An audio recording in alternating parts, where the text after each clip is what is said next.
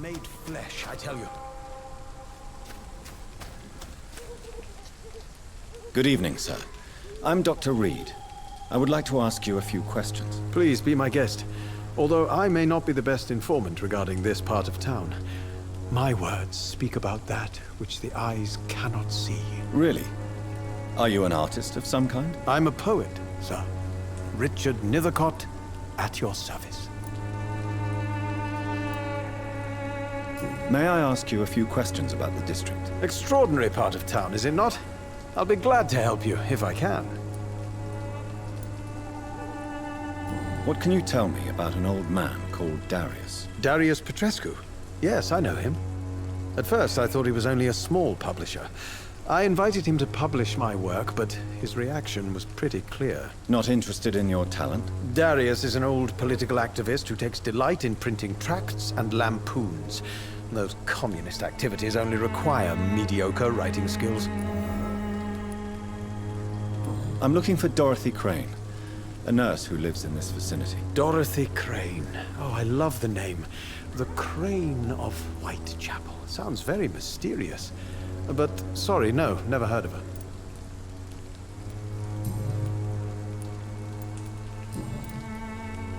May I ask what you're doing at this hour of night, sir?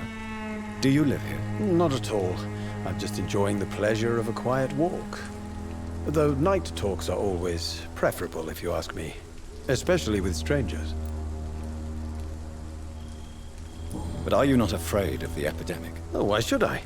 I see some equity in the Spanish flu. No flesh should be saved, say the scriptures. Good or evil, rich or poor, all are equal in the eyes of the flu. If you say so. But as a physician in a time of epidemic, I must caution you to avoid unnecessary exposure, sir. Thank you, Doctor. But we both know the seeker of truth has to go boldly where the weak dare not.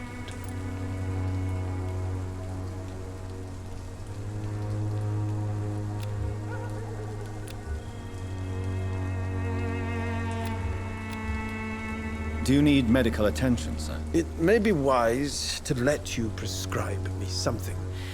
I don't feel like I should.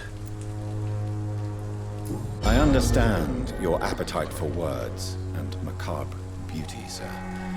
But you should be more careful. The nutrition of my mind is more important than my physical health. But I appreciate your concern, sir.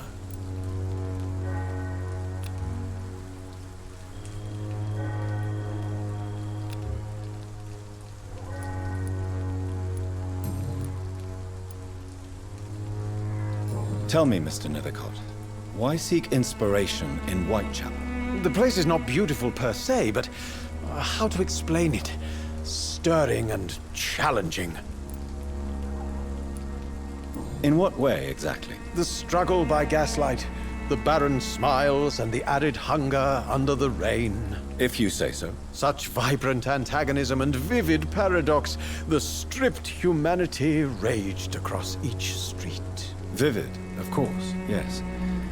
And what about the poignant distress? Oh yes, the poignant distress. You see what I mean, don't you? That's what I want to write about, and that's what Whitechapel is made of.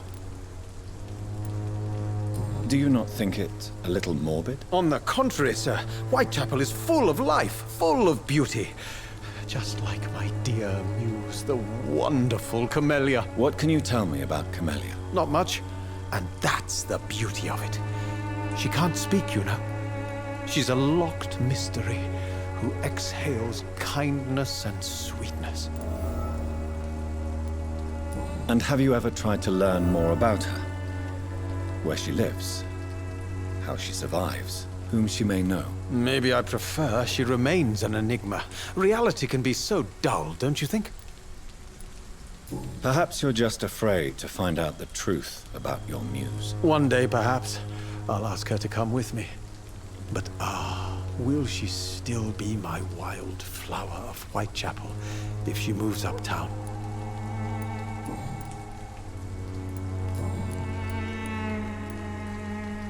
Did you know the mute florist is a member of a secret society? No, I didn't.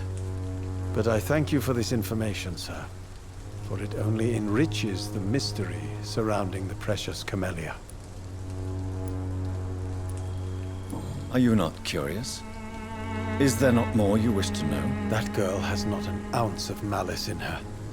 Whatever she may be hiding, it's certain to be for the benefit of most, if not all. I fear you are a hopeless romantic, Mr. Nethercourt. Guilty as charged, Dr. Reid.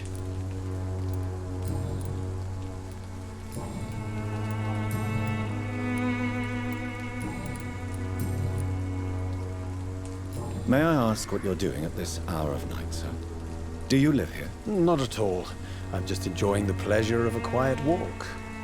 Though night talks are always preferable, if you ask me. Especially with strangers.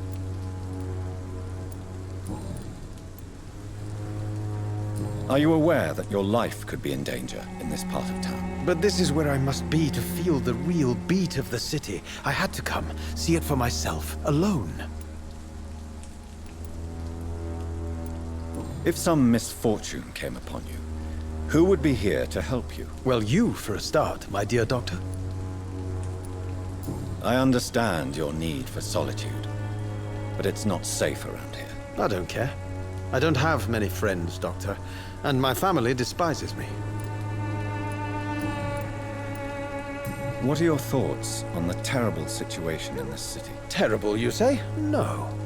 Of course, the death of so many innocents is a tragedy, but the scourge has not been all bad for the city. Oh, no, sir. What are you talking about? Do you remember London before the flu? Noisy, cacophonic, quiet nowhere to be found. And now, listen to this oddly peaceful silence.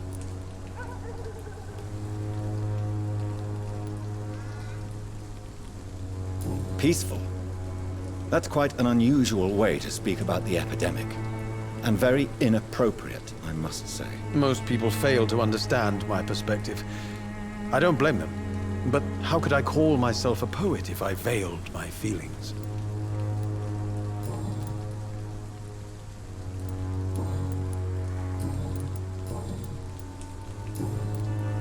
I'll leave you alone, sir.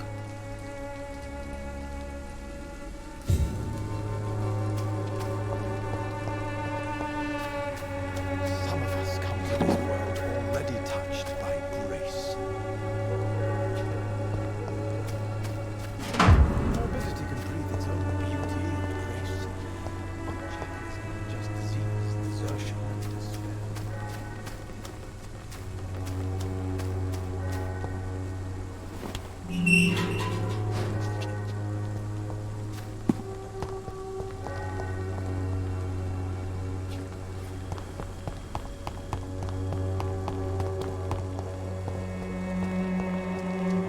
Hello again, miss.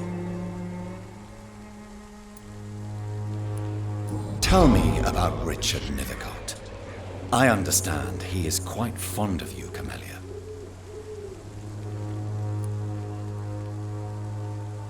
You don't seem to need my medical attention for now.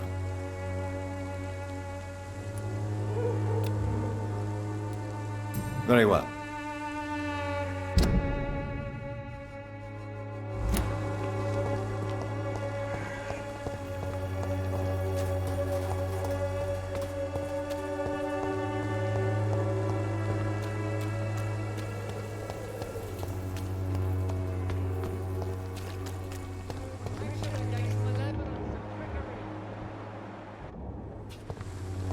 You are blinded by your false faith, imprisoned by your daily routine, unable to see the true horror. Don't be shy, handsome. What can Christina do for you? I'm not looking for what you're selling, but I'd like to ask you a few questions, if I may. I'm a doctor, Dr. Reid. All right then, but be quick, though I usually get paid when I open my mouth. Do you know Nurse Dorothy Crane from the Pembroke Hospital? Anything you can tell me about her would be helpful. I don't know her, but I know her name is Dorothea Crăciunescu.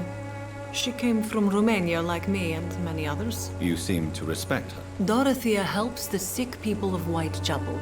Everyone should respect that.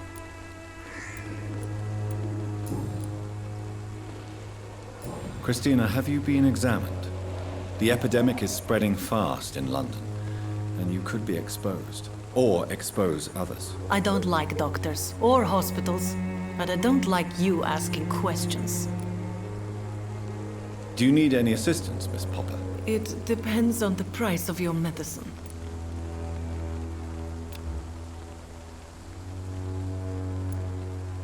I am shocked that you would think I am that sort of man. Forgive my suspicion. I'm so used to liars with good manners. Thank you, sir.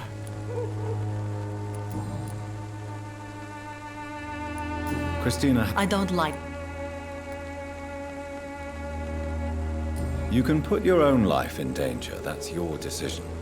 But what about your clients? If you're contaminated, you will put them in danger too. And you think that would worry me?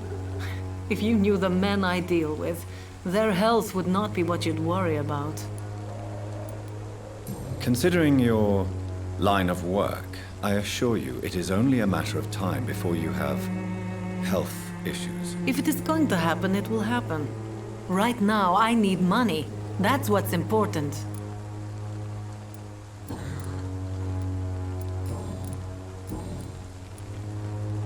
Tell me about yourself. Are you joking with me? People don't usually come to see me for conversation. I have no interest in your work. I am, however, curious as to what led you into this career. Short story. The war, exile, and England. This country is not especially welcoming. I've been refused many jobs because of where I am from. I had few options left.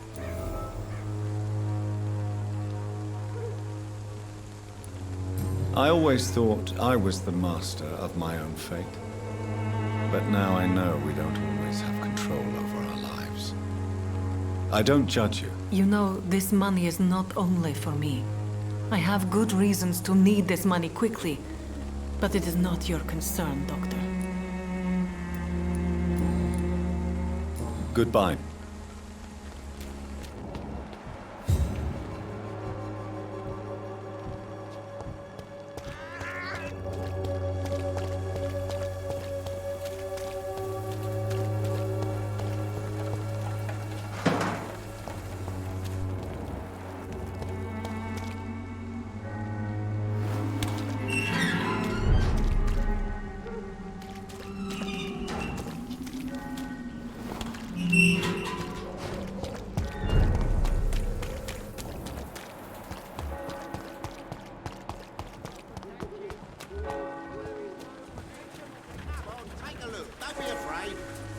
Excuse me, sir. I have a few questions for you. Another journalist? I didn't answer the first one, so piss off! I'm not a journalist, I'm a doctor. A doctor, you say? It's quite a rare breed in this part of town. Really? But still, here I am. Dr. Jonathan Reid, at your service. I'm Joe Peterson's son, but Colossus Joe to most. And I don't remember asking for your service, sir.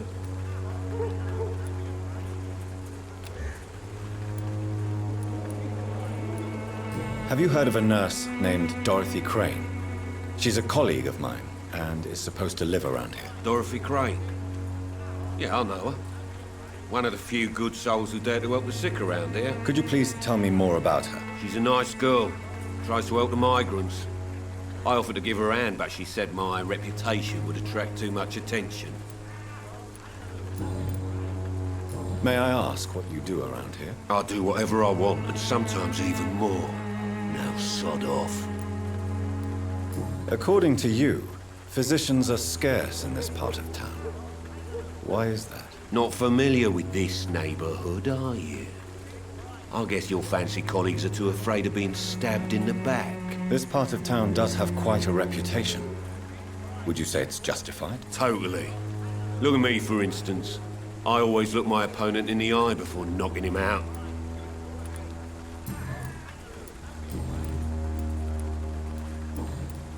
Goodbye. Come on, take a look. Don't be afraid. Hello, young man. I'm Dr. Reid, and I would like to ask you a few questions. May I enter, please? Sorry, no, sir.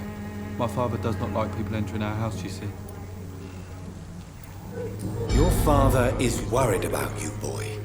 He asked me to look for you. So my father actually worries about me then? Okay then. Come on in. I'm Harry, by the way.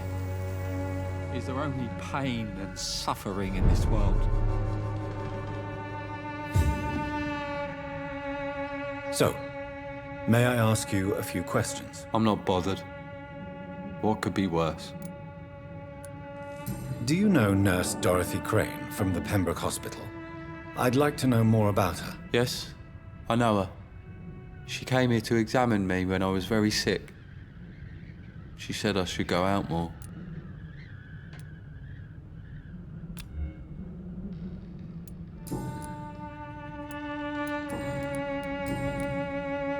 How do you feel? I'm fine. I mean, it's not easy every day, but I'm fine. I'm just tired of being sick all the time. If only I could be tough, like... Well, you know. Speaking of which, what can you tell me about your father? My father is an idiot who makes idiot things. That's all I have to say. Forgive my bluntness, young man, but you don't seem happy living in Whitechapel. Why should I? I never wanted to come here in the first place. It was my father's decision. And look around you. Does this look like a nice place to live?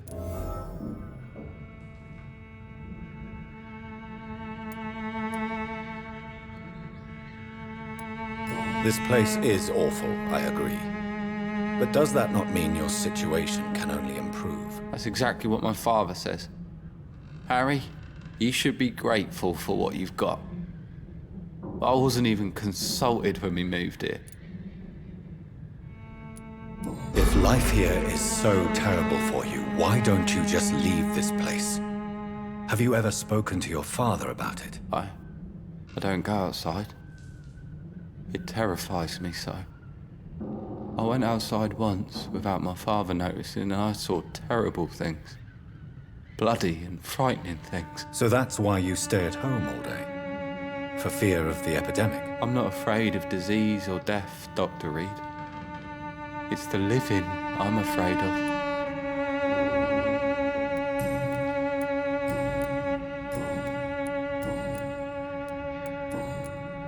Goodbye.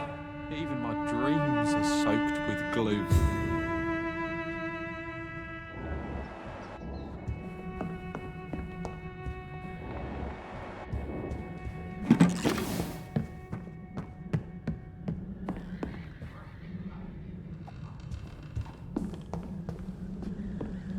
It's locked, all right.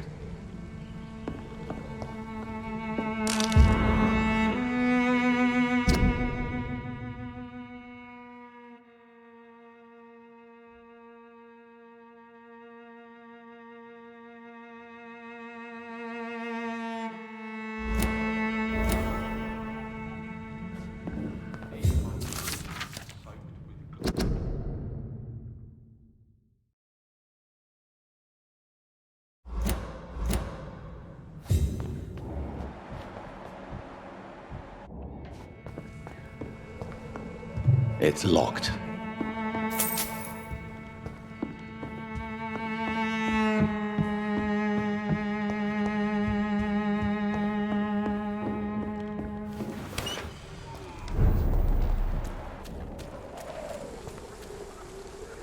Welcome, sir.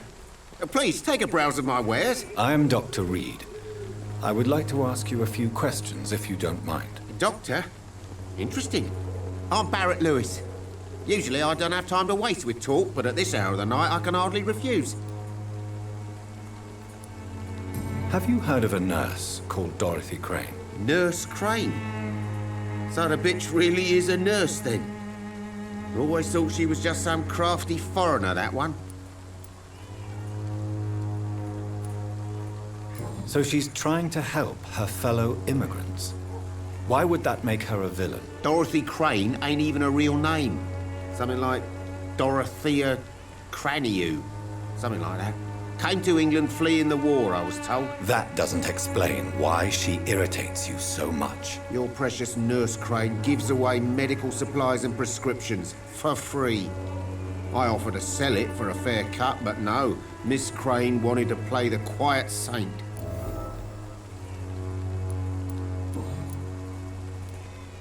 As a merchant, you see Whitechapel every day.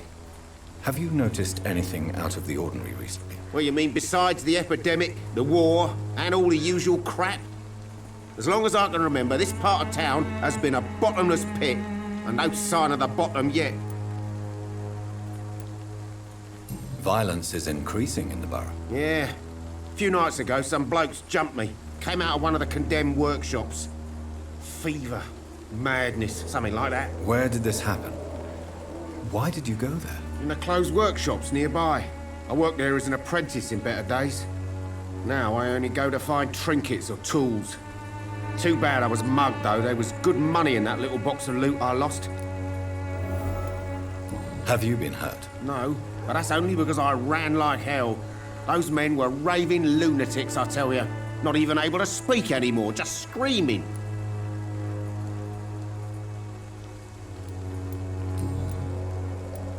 How is business around here? Business?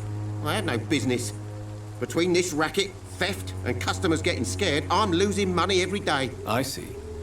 Sounds like you blame someone in particular for your situation. It's no secret Joe Peterson spends his time harassing merchants. But with me, he's trying to put me out of business once and for all.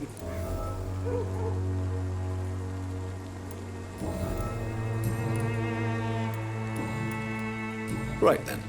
Show me what you have.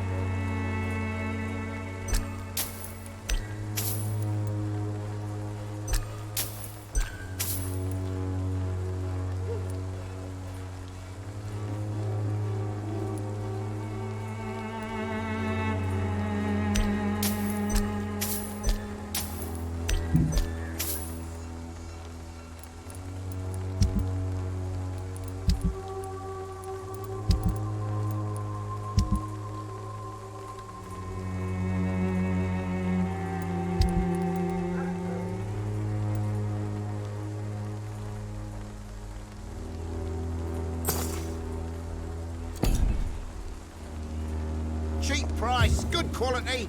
Come on, take a look. Don't be afraid. You again? Harry doesn't seem happy living in Whitechapel. Why did you make him come here? I've always put my son's interests above everything else, whatever he may think. Our house is small but affordable. The walls are thin, but the door is solid. You really love your son, don't you, Mr. Peterson? He's my pride and joy. Even if he hates me for the choices I make and pushes me buttons more than he should. Since the criminal nature of your job means you could be arrested, are you not afraid of what would happen to your boy if you were? No one will ever take my son away from me. If that ever occurred, I'd hunt the bastard down and rip off his head with my bare hands. Do you have any regrets? Only one. Not to have my beloved wife by my side. She died when Harry was little. My sweet Jane. She gave the boy confidence. Why do you keep on working for the gang, Joe? You know it doesn't suit you. It's true, I hate this job. And I know I made some bad choices, but I'm a wet boot boy now. People won't forget it. You could leave tomorrow. Start another life in another town. That's easy for you to say, Doctor. We are poor. My son's weak, and there's no way he'll endure another disappointment.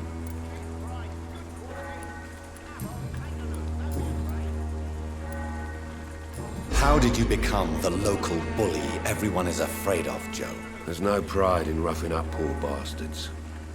But this is the only job I've found. And it pays well, too. A job? So you're racketeering for someone else? I got enlisted by the Wet Boot Boys, a gang from the docks. I'm their muscle for their dirty work. Most people don't become thugs when unemployed. This is a choice you made. I don't care what you think, sir.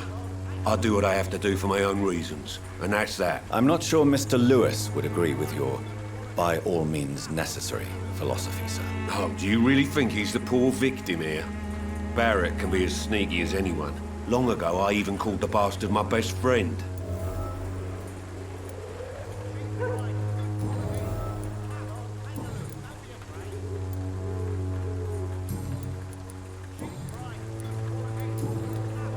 Goodbye, Mr. Peterson.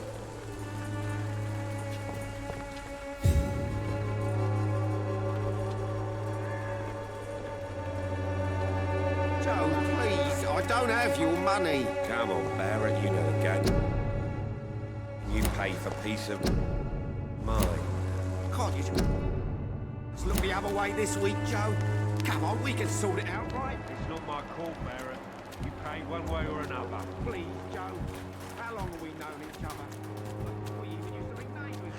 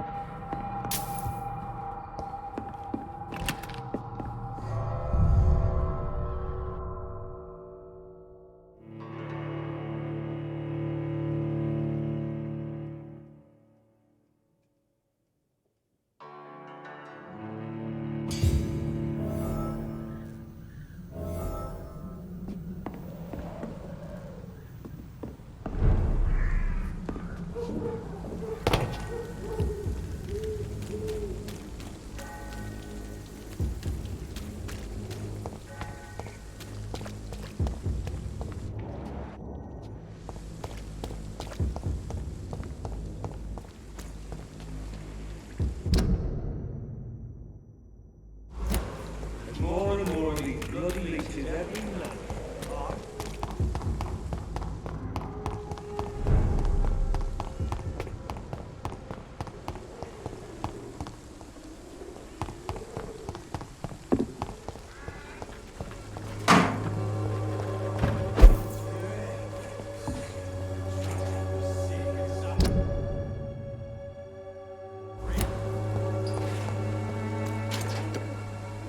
Are you all right? The bastard hit the wall next to me.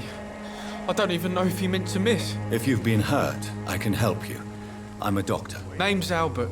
Remember it. Now bugger off.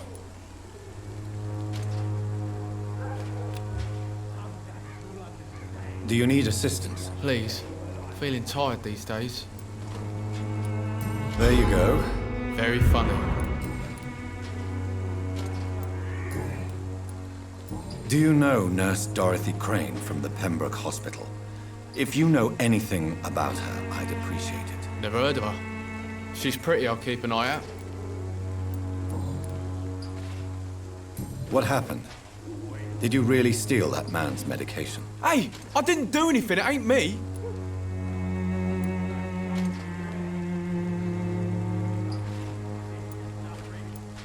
Medication and drugs are a rare commodity in East London. So you picked an easy target, didn't you? Sod off, mister. You ain't got no clue what's going on here. Bastard was a soldier in the war, so now he's got the right to shoot me. It's true. I'm not familiar with this part of town. Perhaps you could help me. I said sod off. Go find yourself another guide. I found the recruiter you were expecting. He's dead, but he carried a note. The Wet Boot Boys have accepted your application. I knew it! I told you I was tough enough. I'll be free soon. Free? You may soon find out that you have simply traded one set of shackles for another. You're all fancy words, none of which concern me. Go worry about someone else. I'm fine and I have a future here.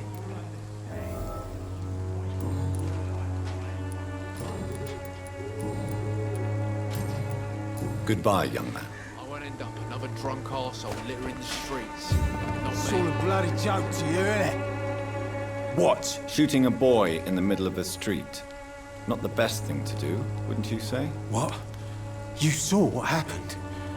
Who are you? I'm Dr. Reid, and I'd like to ask you a few questions, if you promise me to set your gun aside. No.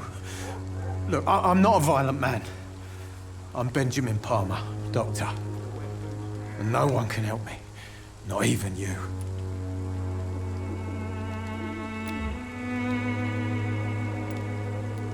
Do you know Nurse Dorothy Crane from the Pembroke Hospital? Have you heard anything? It's funny, I've been searching for her too. I need some pills. But the woman is a phantom, if you ask me. Really? And why is that? Word is she ain't real. It's just a cover for some doctor who runs an illegal dispensary for migrants.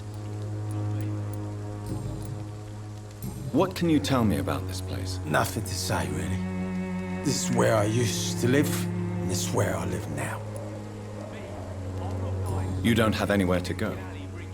No family that would welcome you? Not since the death of my wife, Albert Smuller. She was sick, you see. Long before the flu and all this shit. You mean you used to have a better life? Yeah, I had a wife, a home, and a job. I even used to have a name. And now I'm just Ben. Ben the Tramp. Perhaps you could focus for a moment and tell me your troubles. I'm sick, broke, and my son just stole my pills. Everything's coming up roses.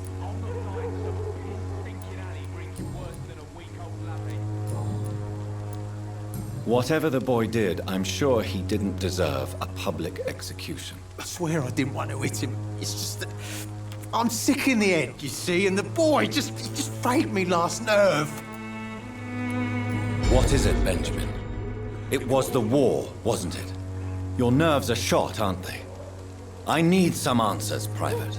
From one soldier to another. The doctors called me a liar, a coward. Put me in a straitjacket, locked me up. Finally, they sent me back to the front lines with a handful of tablets. Yes. Sounds like shell shock. I've seen a few cases like yours. This is nothing you should be ashamed of, Benjamin. And it's perfectly natural in your situation. Not ashamed. I just need my pills. Peace and quiet, that's all.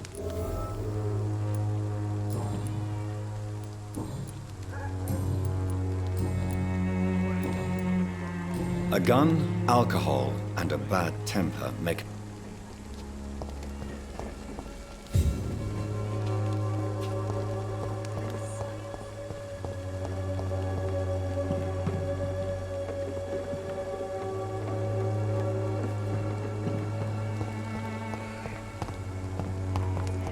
Has been proven by many.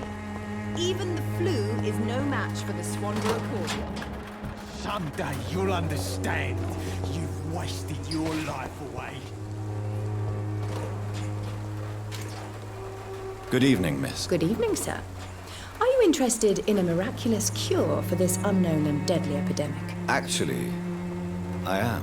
Then you have come to the right place. Oh, really? Why didn't I hear about it during my studies? I'm Jonathan Reid, by the way.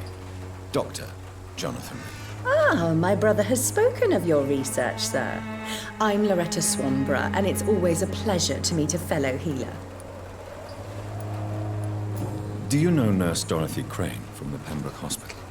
I'd like to know more about her. I don't like to talk about competition. Competition, you say? Never met her, but it seems she provides some sort of medical care to the poor. The whole thing has to be some sort of scam, if you ask me. Tell me, who intrigues you most in Whitechapel?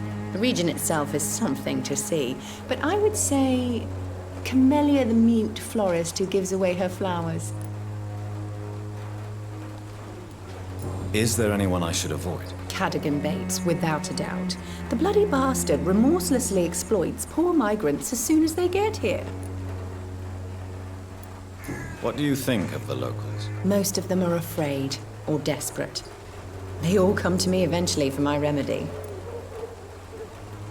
You look ill, Miss Swan. I'm perfectly fine.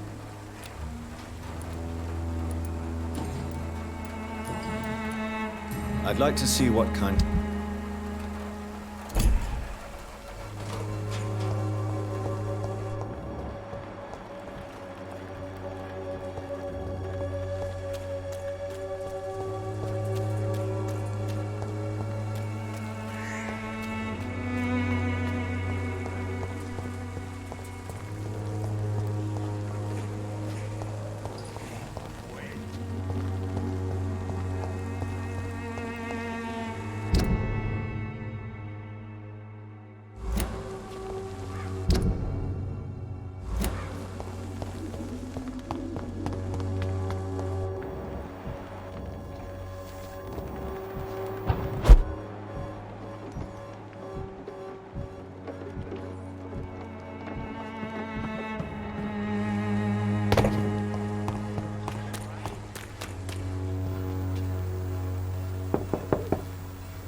Good evening, Harry.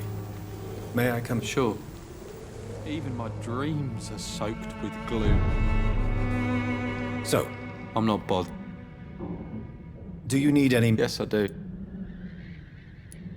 You'll feel... I'm not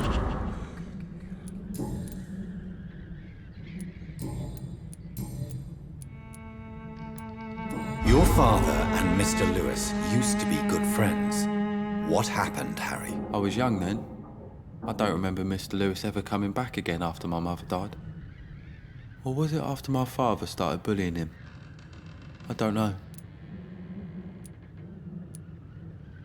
But you are not responsible for your father's actions. Am I not? Dad always says that he joined that gang for my safety. So if I wasn't born, people wouldn't be worrying about Colossus Joe. Have you tried speaking to Mr. I don't go out often, but yes. And he's... Would it ease tensions with your father if he got an honest job? Because he Can't say. I'd be glad if he dropped his thuggish activity. Why is that? Sometimes I suspect it's me, Doctor. Goodbye, young. Is there only pain and suffering in this world?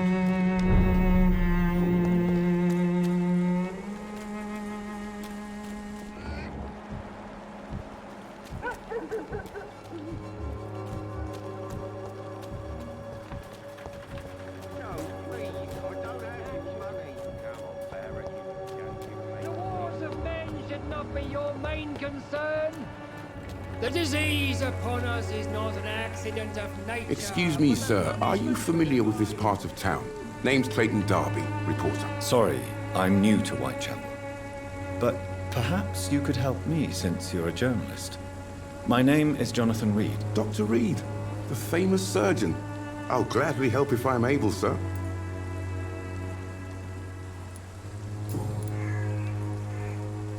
Why are the newspapers keeping silent about the Spanish influenza? It's as though none of you care. There's a war going on. People shouldn't be demoralized by news of deadly diseases. It's a disgrace. People are left to die alone. No one is properly informed of the risks. These are bad times indeed. So much for the glorious British Empire.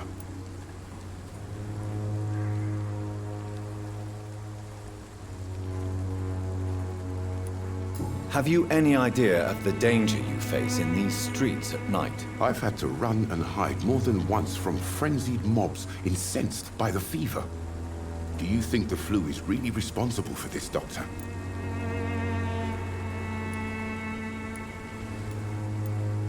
I'm convinced there is more at work here than a simple epidemic. Really? To be honest, I could say the same. Some of the sick I saw or heard of. My God, what happened to them? What is a journalist doing in this borough after sunset? He goes where none of his colleagues would dare to go, to inform the country.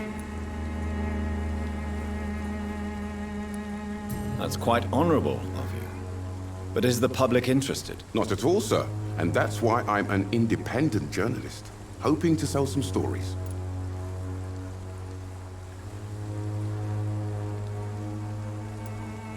So you risk your life to reveal the truth.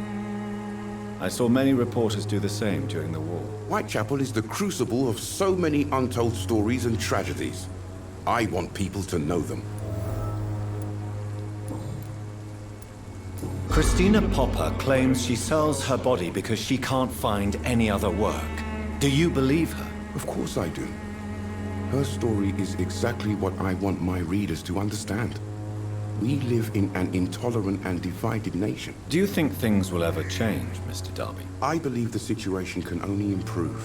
And now that women can vote, I'm convinced things will change.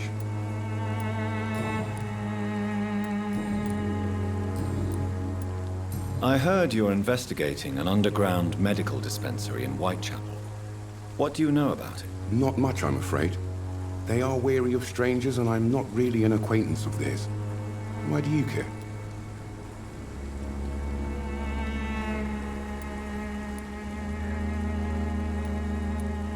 I'm afraid one of the nurses from the Pembroke Hospital may be involved with unsavory activities. Ah, could it be Dorothy Crane? Without a doubt, you are a damn fine journalist, Mr. Darby. What do you know of her accomplice, a man named Darius? I don't know much about the man. He's very cautious. Never goes out. Doesn't seem to have any friends or family. He has no relatives at all? No. Except for that strange man, a poet named Richard Nethercott, who sometimes comes by. Darius would never let him in. Where can I find this Mr. Nethercott? He spends most of his time lurking around Whitechapel, talking to himself or declaring verses. These days, you can usually find him behind the church. He never goes out? No. A few days ago, he unexpectedly did.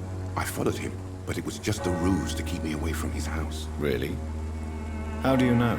He went to the nearest mailbox, but just before posting his letter, he ripped it up and threw it away.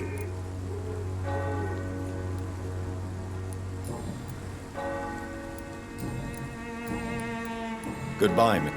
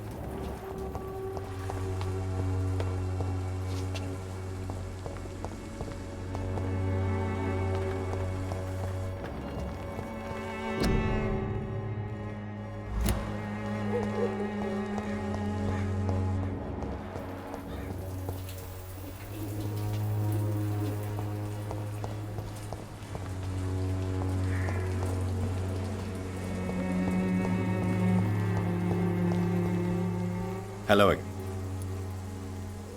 Very well.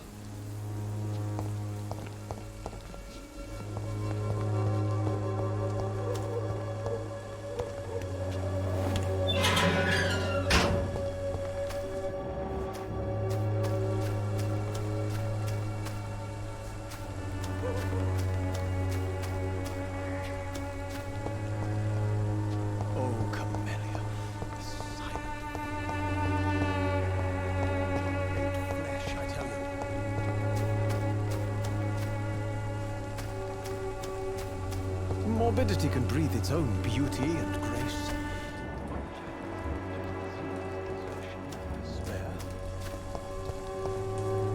Good evening. And good evening.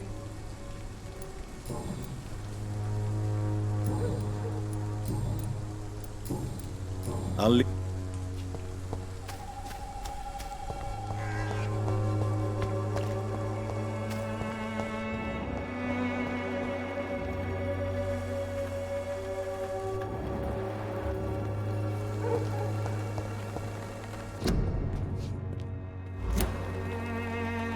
Hello again.